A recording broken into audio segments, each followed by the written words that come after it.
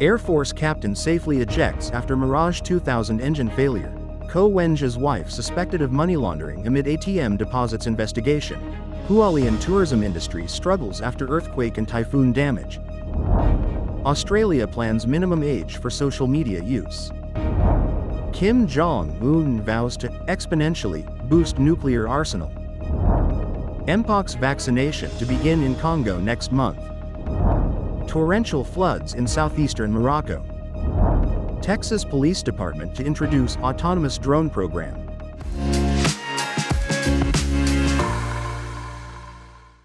Hello, I'm Wei Li. Thank you for joining us on Funday News. It is Wednesday, September 11th, and here are your top stories.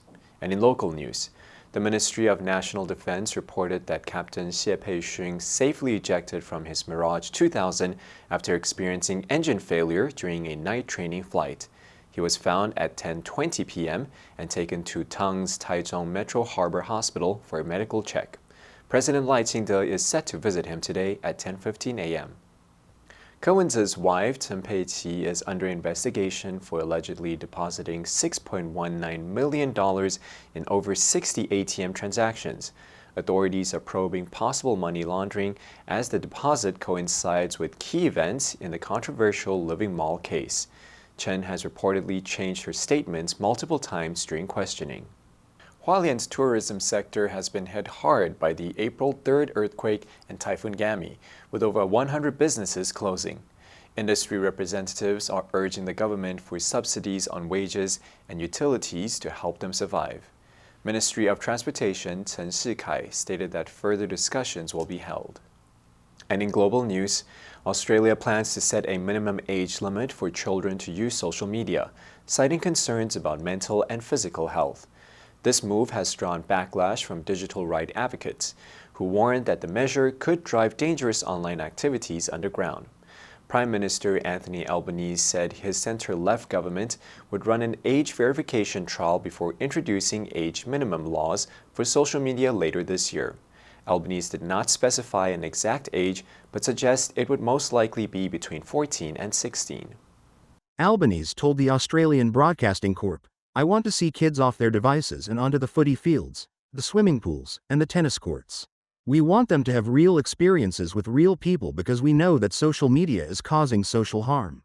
The law would put Australia among the first countries in the world to impose an age restriction on social media.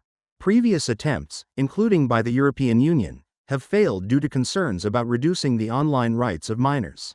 Representatives of Meta, the owner of Facebook and Instagram, which has a self-imposed minimum age of 13, YouTube owner Alphabet, and TikTok were not immediately available for comment. North Korean leader Kim Jong-un said the country is now implementing a nuclear force construction policy to increase its number of nuclear weapons exponentially. In a speech on North Korea's founding anniversary on Monday, Kim said the country must more thoroughly prepare its nuclear capability and its readiness to use it properly at any given time in ensuring the security rights of the state. He added, a strong military presence is needed to face the various threats posed by the United States and its followers. Kim also said North Korea is facing a grave threat from what it perceives as a U.S.-led nuclear-based military bloc in the region.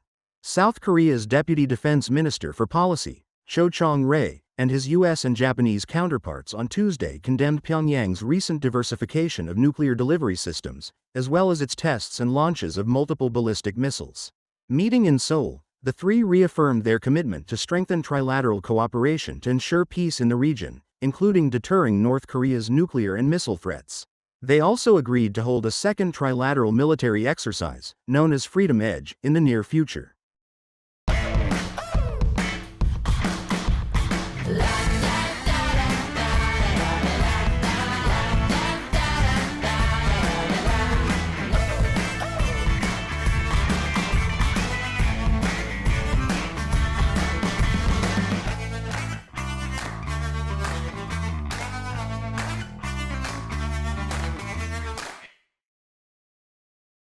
A vaccination campaign against Mpox in Congo will begin on October 2nd, with workers focusing on the three most affected provinces first. Earlier this week, the first batch of Mpox vaccines arrived in the capital of Congo, the center of the outbreak. The 100,000 doses of the Jynneos vaccine, manufactured by the Danish company Bavarian Nordic, were donated by the European Union through HERA, the bloc's health emergency agency. The 200,000 doses are just a fraction of the 3 million doses authorities have said are needed to end the Mpox outbreak in Congo. The European Union countries pledged to donate more than 500,000 additional doses, but the timeline for their delivery remains unclear.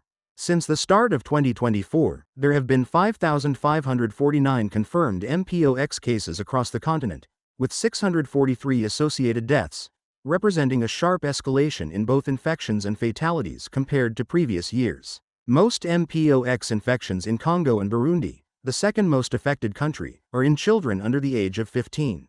The Africa Center for Disease Control and Prevention and the World Health Organization launched a continent-wide response plan to the outbreak of Mpox, 3 weeks after WHO declared outbreaks in 12 African countries a global emergency.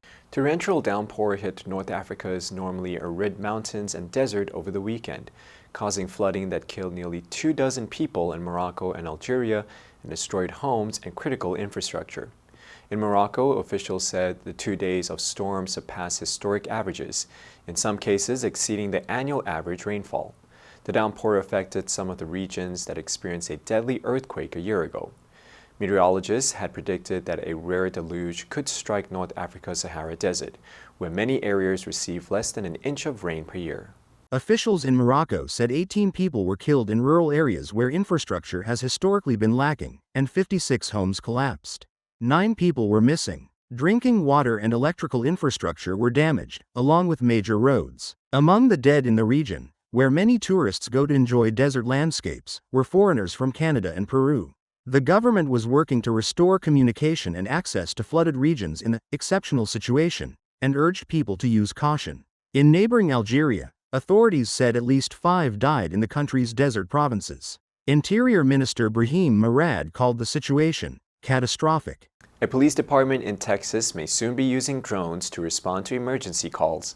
The Bee Cave Police Department offered a demonstration of their autonomous drone system on Friday morning, known as AV-8. The demonstration was part of a pilot project to test the AV-8, which also includes a computer system to keep drones on target. Both are built by Eve Vehicles, a startup based in Austin. The drone's onboard battery offers around 40 minutes of flight time. The drones are launched from nests, which are open-air platforms. Routes for the drones are pre-programmed along local roads and highways to reach dispatch locations for emergency calls in the pilot program.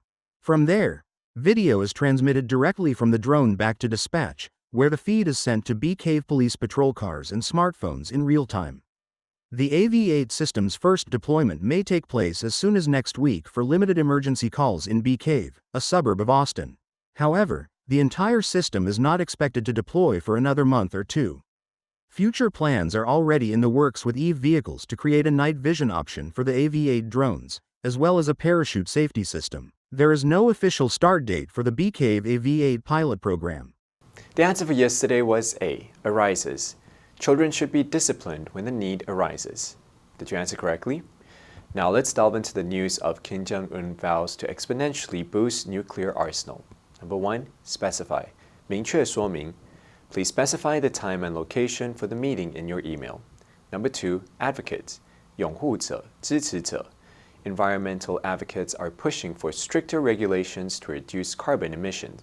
Number 3, verification. 验证. Before publishing the article, the journalist needed to complete the verification of all the facts.